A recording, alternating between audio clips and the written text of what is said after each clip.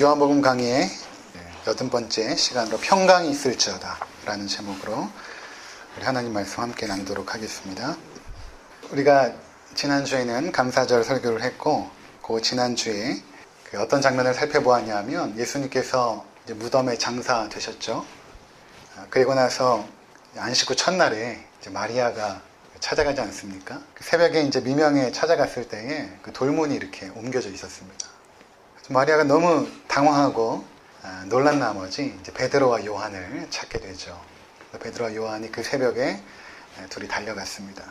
요한은 이제 무덤 앞에서 머뭇거리고 도대체 이게 무슨 일인가 그렇게 하고 있을 때에 베드로가 이제 들어가 보았죠. 봤더니 그 세마포가 이렇게 가시런히 있었고, 그 옆에 또 한켠에는 머리를 쌌던 그 수건이 이제 놓여져 있었던 것입니다. 그 이후에 이제 오늘 사건이 이제 기록이 되어 있는 것입니다. 그 이후에 과연 어떻게 되었는가? 중요한 것은 무엇인가 하면 그 사건을 마리아와 베드로와 요한이 보았음에도 불구하고 예수님께서 부활하셨다는 생각을 전혀 하지 못하고 있다는 것입니다. 결국엔 예수님께서 부활하신 몸으로 마리아도 만나게 되고 또 제자들을 만나게 되거든요. 그리고 나서 예수님의 부활이 정말로 사실이구나, 역사적 사실이구나 라는 사실을 그들이 깨닫게 되는 그러한 장면을 오늘 우리가 살펴보게 될 것입니다. 이것을 우리가 살피면서 우리에게 주시는 은혜가 무엇인지 함께 살펴보도록 하겠습니다. 자, 먼저 첫 번째 성경이 보여주고 있는 대상은 누구냐 하면 마리아입니다. 마리아가 부활의 주님을 만난 장면을 오늘 이렇게 기록하고 있습니다. 베드로와 요한은 빈 무덤을 보고 나서 어떻게 했냐면 성경을 보니까 그냥 집으로 돌아갔다 이렇게 표현하고 있습니다. 20장 10절이죠. 이에 두 제자가 자기들의 집으로 돌아가니라. 집으로 그냥 돌아갔어요. 영문을 알 수 없는 사건이 생긴 것입니다. 예수님의 시신이 없어진 그 장면 속에서 그냥 집으로 돌아갔다 이렇게 말하고 있습니다. 그런데 그 자리에 마리아는 여전히 남아 있었던 것입니다. 눈물을 흘리고 더 깊은 슬픔에 잠긴 것이죠. 그래서 그녀가 발걸음을 다시 무덤으로 향해요. 집으로 돌아가지 않고 발걸음을 다시 무덤으로 향합니다. 그래서 무덤에 가서 다시 그 무덤 안을 굽으려 보게 된 것입니다. 보았더니 두 천사가 이렇게 있는 것입니다. 우리가 천사라고 생각을 하면 여러분들 어떨지 모르겠는데 이렇게 영화 같은 데 보면 이렇게 하얀 그 날개를 하고 있지 않습니까? 근데 성경에는 천사가 그렇게 날개를 가진 존재로 나오지 않고 구약 성경에서부터 천사는 우리 사람의 모양으로 이렇게 나와요. 사람과 같은 모습입니다. 근데 흰 옷을 입은 두 사람이 있었던 것이죠. 네, 천사였습니다. 두 사람이 이렇게 있었던 것입니다. 천사가 이제 마리아에게 말합니다. 여자여, 어찌하여 우느냐? 마리아가 대답합니다. 사람들이 내 주님을 옮겨다가 어디에 두었는지 내가 알지 못함이니이다. 그토록 사랑했던 그 예수님의 시신의 향유를 붓고 싶었던 그 여인, 오래도록 그 시신 곁에서 주님을 추억하고 싶었던 그 여인이 시신이 없어졌기 때문에 너무나 마음이 비통했던 것이죠. 그러니까 지금 마리아의 생각은 어떻게 생각을 하고 있는가 하면 예수님이 죽으신 날이 안식일 전날 아닙니까? 그 사람들이 시신을 급하게 이제 정리를 하죠. 아리마대 요셉과 니고데모가 시신을 받아다가 급하게 이제 세마포로 싸고 향유를 붓고, 그 당시에 한 번도 장사 지낸 일이 없는 그 무덤, 니고데모가 상당히 부유했고 아리마대 요셉도 부유했기 때문에 자기들이 가지고 있는 그 무덤에다가 예수님의 시신을 안장을 한 것입니다. 너무나 급하게 했기 때문에 마리아 생각에는 시신을 다른 곳으로 옮겼겠거니 생각을 한 것입니다. 그런데 도대체 누가 어디다가 옮겨놨는지 내가 알지 못함이니이다. 그렇게 한탄을 하며 이야기했던 것입니다. 그렇게 이야기하는데 뒤에서 뭔가 인기척이 느껴지는 거예요. 그래서 이렇게 뒤를 돌아봅니다. 누구였을까요? 부활하신 예수님께서 마리아 뒤편에 서 계셨던 것입니다. 예수님께서 이제 말씀하시죠. 여자여, 어찌하여 울며 누구를 찾느냐? 근데 마리아는 부활하신 예수님을 보았는데 알아보지 못합니다. 전에도 말씀드린 것처럼 우리도 이제 예수님의 몸처럼 부활하게 될 것인데 당장 알아보지 못합니다. 나중에 이제 천국에서 우리가 다 만날 텐데 효철 형제가 지금 이 모습이 아니라는 거예요. 그러니까 예수님의 그 이 땅에서의 그 모습과 영광 중에 계신 그 모습이 부활의 몸으로 계신 모습이 달라졌다라는 것입니다. 모습이 달라지셨어요. 근데 그 부활의 몸으로 21장에 가면 음식도 만드시고 제자들과 함께 생선을 또 잡수시기도 하시고, 그런데 오늘 나오게 되겠지만 문을 걸어놓고 제자들이 있는 그 공간을 초월하여서 들어오시고, 문을 열어주지 않았는데도 그곳으로 들어오시고 하는, 지금 우리가 가진 몸하고는 다른, 하지만 여전히 육신은 있는 그 모습으로 마리아에게 나타나신 것입니다. 그러니까 마리아가 알아보지 못해요. 어떻게 생각하냐면 이 무덤을 관리하는 동산지기라고 생각을 한 것입니다. 그래서 이렇게 말하죠. 당신이 옮겼거든 어디 두었는지 저에게 좀 알려주십시오. 그때 예수님께서 말씀하십니다. 마리아야. 그러니까 마리아는 예수님의 부활의 모습을 보고도 알아보지 못했지만 그 마리아야 부르시는 그 음성을 듣고서 부활의 주님을 인정한 것입니다. 이분이 부활의 예수님이구나. 내 이름을 아시는구나. 요한복음 10장 3절에 보면 양은 그의 음성을 듣나니 그가 자기 양의 이름을 각각 불러 인도하여 내느니라. 예수님께서 자신의 사랑하는 딸의 이름을 불러내신 것입니다. 마리아야 이렇게 불러내신 것입니다. 그러니까 마리아는 예수님의 양이었기 때문에 이분이 나의 주님이구나. 그렇게 알아보았던 것입니다. 그리고 나서 마리아가 어떻게 했을까요? 그 자리에 엎드렸겠죠. 그 발 앞에, 부활의 주님의 발 앞에 엎드려서 그분의 발을 붙잡고 얼마나 울었을까요? 그때 예수님께서 말씀하십니다. 나를 붙들지 말라. 내가 아직 아버지께로 올라가지 아니하였노라. 네가 지금 나를 이렇게 붙잡고 있을 때가 아니다. 내가 아직 아버지께로 아직 올라가지 않았다. 너에게 중요한 사명이 있다. 그것은 무엇인가 하면 제자들에게 가서 내가 부활했다라고 알려라. 내 형제들에게 가서 이르되 내가 내 아버지 곧 너희 아버지 내 하나님 곧 너희 하나님께로 올라간다 하라. 내가 부활했을 뿐만 아니라 이제 하나님께로 올라간다라고 너희의 형제들에게, 나의 형제들에게 그렇게 알려라. 그렇게 말씀하신 것입니다. 예수님께서 한 번도 그의 제자들에게 형제라고 말한 적이 없는데 부활하신 이후에 처음으로 그 제자들을 형제라고 부르시는 것입니다. 내 형제들에게. 자, 이것이 첫 번째로 부활하신 예수님께서 마리아에게 나타나셨던 장면인 것입니다. 두 번째는 제자들에게 나타나십니다. 마리아가 달려가서 전했을 거예요. 제자들에게. 예수님께서 부활하셨습니다. 내가 그분을 직접 보았고 그분의 음성을 들었습니다. 그런데 제자들이 믿지 않습니다. 아마도 마리아가 환상을 보았겠거니 예수님이 너무나 그리운 나머지 그 새벽 미명에 환상을 보지 않았을까? 이렇게 생각을 했던 것이죠. 그리고 제자들은 무엇을 했냐면 그 안식 후 첫날 그날에 모여가지고 문을 걸어 잠그고 그들은 의논하기 시작했습니다. 우리의 선생님이 잡혀갔다면 그리고 비참한 십자가의 죽음으로 죽었다면 우리도 안심할 수 없다. 우리의 거처를 어떻게 해야겠느냐. 그런 아마 격렬한 토론들이 있었을 것입니다. 문을 걸어 잠그고 조용하게 그들이 이야기하고 있었을 것입니다. 그 심각한 그 제자들의 모임 가운데 예수님께서 부활의 몸을 가지고 나타나십니다. 부활의 몸은 공간적인 장벽을 무너뜨리고 그 자리에 후련히 들어오신 것입니다. 그리고 말씀을 하십니다. 너희에게 평강이 있을지어다. 아버지께서 나를 보내신 것 같이 나도 너희를 보내노라. 그리고 나서 숨을 쉬시면서 성령을 받으라. 이렇게 말씀하셨던 것입니다. 자, 이것이 이제 두 번째의 제자들 가운데 나타나신 사건입니다. 근데 그 자리에 이제 누가 없었냐 하면 도마가 없었습니다. 그리고 물론 가룟 유다도 없었습니다. 10명의 제자들만 있었던 것입니다. 그래서 제자들이 이제 10명의 제자들이 도마에게 우리가 부활의 주님을 만났다. 우리 10명이 보았다. 그리고 마리아도 보았다. 도마는 믿지 않습니다. 찬송가에 보면 의심 많은 도마 이렇게 말하지만 도마가 의심이 많은 것이 아니라 제자들도 그렇고 마리아도 그렇지 않습니까? 부활의 예수님을 만나기 전까지는 그들이 믿지 않았어요. 그러니까 도마도 부활의 주님을 만나기 전까지는 내가 믿지 못하겠다라고 말한 것입니다. 내가 그분의 못자국 난 그 손에 손가락을 내가 넣어보고 그리고 창자국 난 그 옆구리에 내가 손가락을 넣어보지 않은 이상은 나는 믿지 못하겠다. 그렇게 제자들에게 말했던 것입니다. 자, 그런데 이제 8일이 지난 것입니다. 안식 후 그 첫날 8일이 지났으니까 이때도 일요일이었던 것이죠. 주일인 것입니다. 그때에 예수님께서 도마가 있는 그 자리에, 제자들이 아무래도 그 부활의 날을 기념하기 위해 모이지 않았겠습니까? 그 자리엔 도마도 있었는데 부활의 주님께서 그 자리에 오신 것입니다.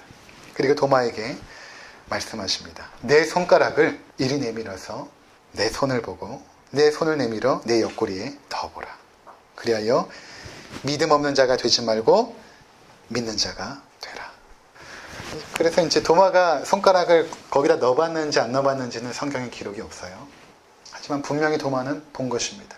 그 손에 못자국난, 그리고 그 옆구리에 창자국난, 그 몸을 도마가 분명히 보았던 것이죠. 그리고 그 자리에 엎드려서 나의 주시며 나의 하나님이시니이다, 이렇게 고백을 했던 것입니다.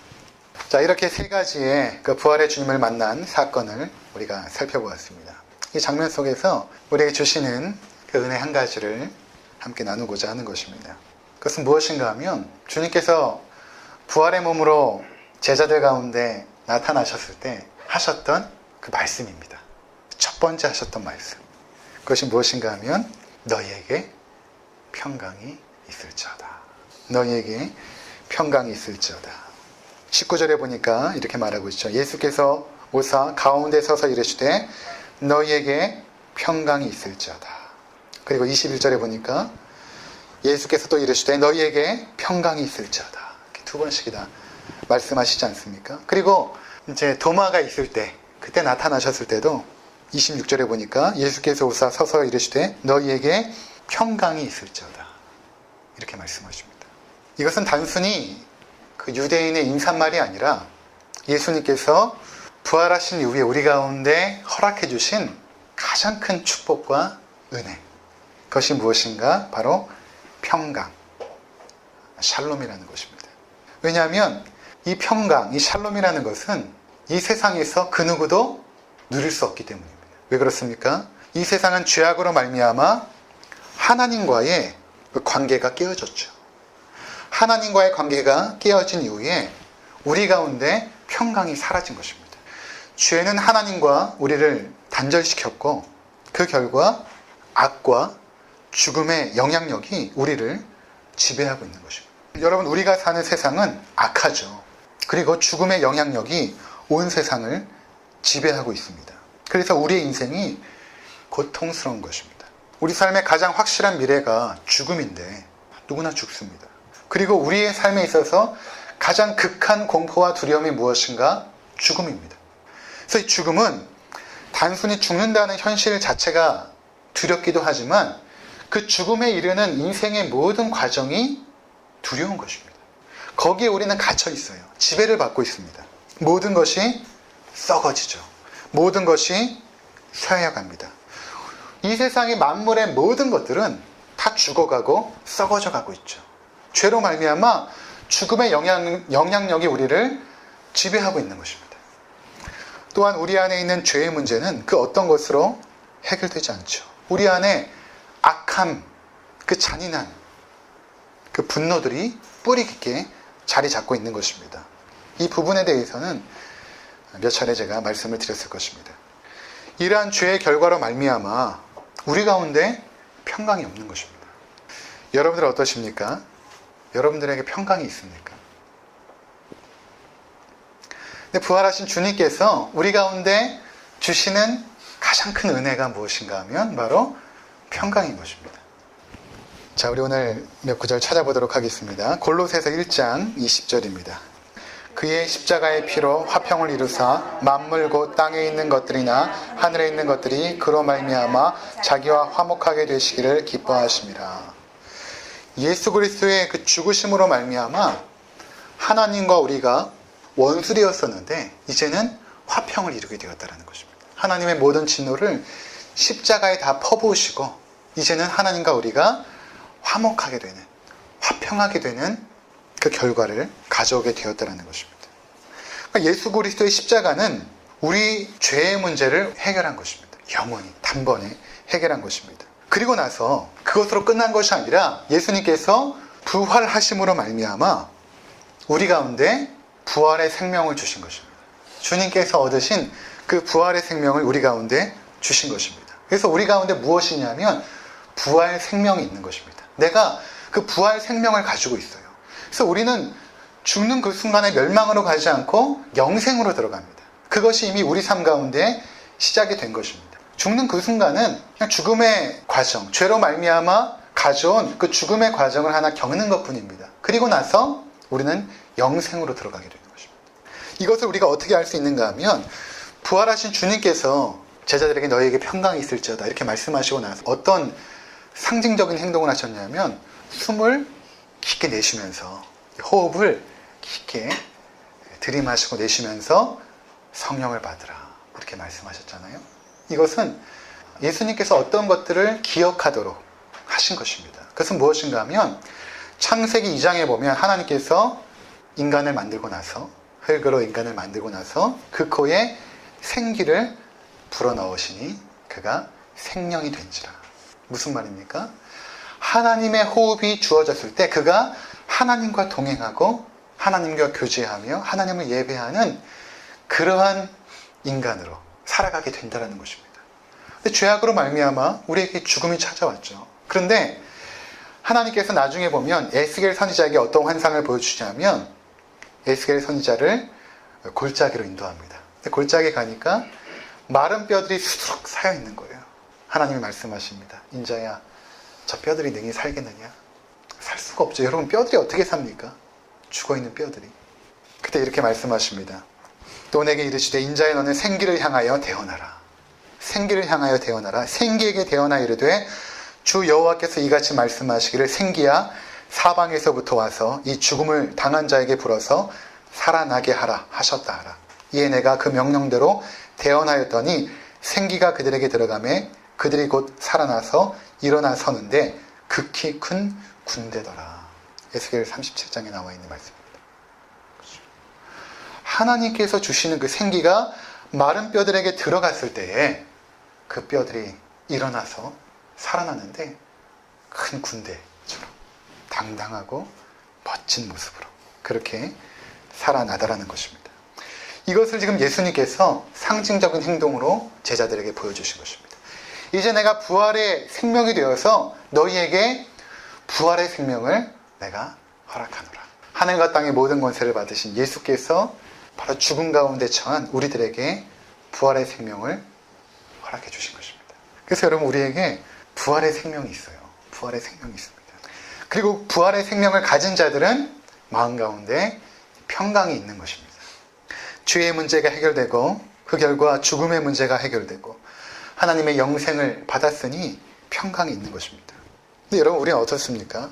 부활의 생명이 있는데도 불구하고 여전히 불안하고 두려워하고 염려하는 것입니다. 마치 마리아가 빈 무덤 앞에서 울고 있는 것처럼 예수의 부활을 믿지 못하고 있는 것입니다. 그러니까 천사들도 그렇고 예수님께서도 그랬죠. 여자여 어찌하여 우느냐? 내가 이미 살았을 때 부활한다라고 말하지 않았느냐? 왜 너는 빈 무덤을 보고도 나의 부활을 믿지 않느냐? 어찌하여 울고 있느냐? 근데 우리는 어떻습니까? 우리 인생 가운데 빈 무덤 앞에서 울고 있는 마리아처럼 여전히 두려워하고 여전히 슬퍼하고 여전히 낙심하고 있다는 것입니다. 그런 자들에게 주님께서 책망하십니다. 어찌하여 울고 있느냐? 어찌하여 두려워하느냐? 어찌하여 낙심하고 있느냐? 만일 우리가 정말로 예수님께서 부활하셨고 역사적 사실이고 그 부활의 생명이 우리 안에 있다는 것을 확실하게 믿으면 마음 가운데 평강이 찾아옵니다. 여러분들이 두려워하고 힘들어하고 낙심하는 대부분의 이유는 그 부활의 주님을 믿지 않고 있기 때문이에요. 잘 생각해 보십시오. 믿지 않고 있기 때문입니다. 베드로가 이제 부활의 주님을 만나고 나서 이 부활의 주님을 이제 막 증거하지 않습니까? 그리고 나중에 서신을 한 편 쓰는데 이렇게 씁니다. 우리 베드로전서 1장 한번 보도록 하겠습니다. 1절부터 제가 읽도록 하겠습니다.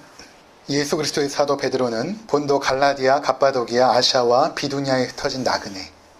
누굽니까? 예수님을 믿는 성도들인데 그들을 뭐라고 부르냐 하면 나그네들. 부활의 생명을 받은 자들은 이 땅이 우리가 영원히 거할 처소가 아니죠. 나그네인 것입니다. 부활의 생명으로 저 영혼은 하나님 나라에 들어가야 되니까 나그네라고 부르죠. 그리고 곧 하나님 아버지의 미리 아심을 따라 성령이 거룩하게 하심으로 순종함과 예수 그리스도의 핏부림을 얻기 위하여 택하심을 받은 자들에게 편지하노니 은혜와 평강이 너희에게 더욱 많을지어다. 너희가 그 하나님의 은혜를 받고 그 부활의 생명이 있기 때문에 너희가 평강이 있는데 그 평강이 더욱 많을지어다. 왜냐하면 3절에 우리 주 예수 그리스도의 아버지 하나님을 찬송하리로다. 그의 많으신 긍휼대로 예수 그리스도를 죽은 자 가운데서 부활하게 하심으로 말미암아 우리를 거듭나게 하사 산 소망이 있게 하시며 썩지 않고 더럽지 않고 쇠하지 아니하는 유업을 있게 하시나니 곧 너희를 위하여 하늘에 간직하신 것이라.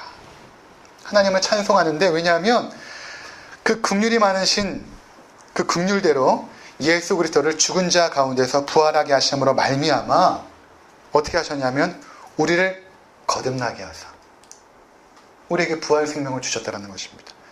그 결과 산 소망이 생겼다는 것입니다. 산 소망.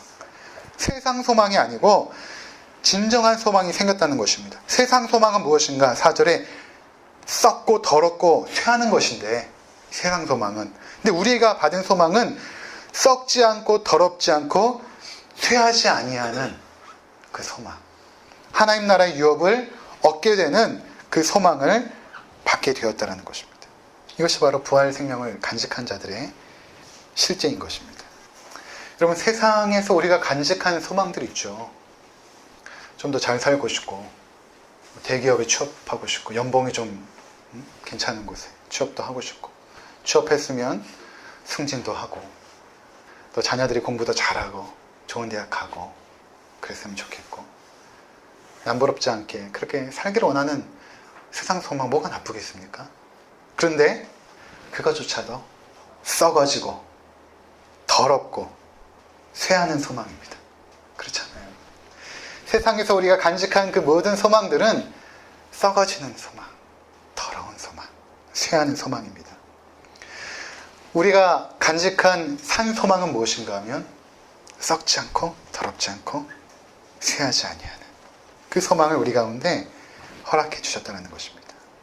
그래서 우리 가운데 평강이 있는 거예요. 부활하신 주님께서 우리에게 산 소망을 주셨습니다.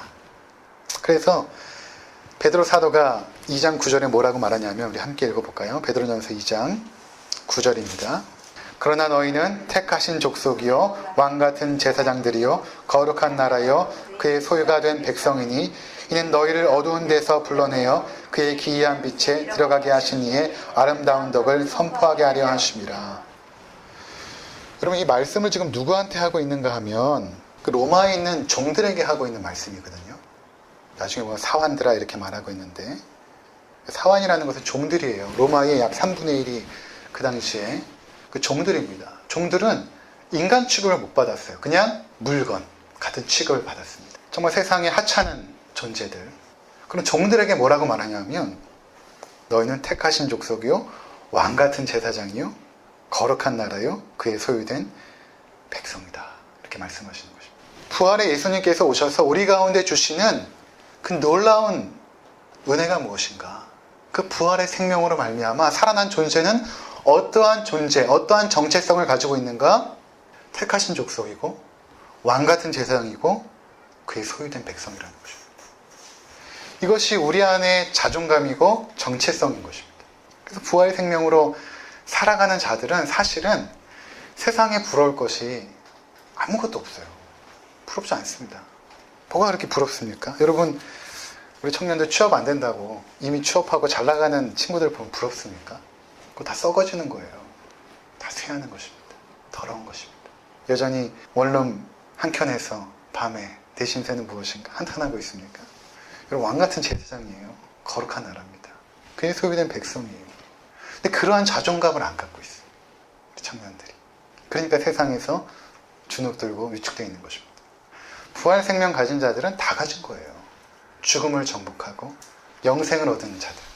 그들에게 뭐가 그렇게 부럽고 뭐가 그렇게 주눅들고 염려스럽습니까? 그래서 우리는 죽음을 두려워하지 않아요. 그럼 죽는 게 점점 자연스러워질 거예요. 아, 죽는구나. 우리 부모님들도 저렇게 가셨구나. 별거 아니네. 믿지 않는 자들 참 고통 속에 죽지만 우리 믿는 분들 돌아가시는 거 보니까 평강 가운데 돌아가시는구나.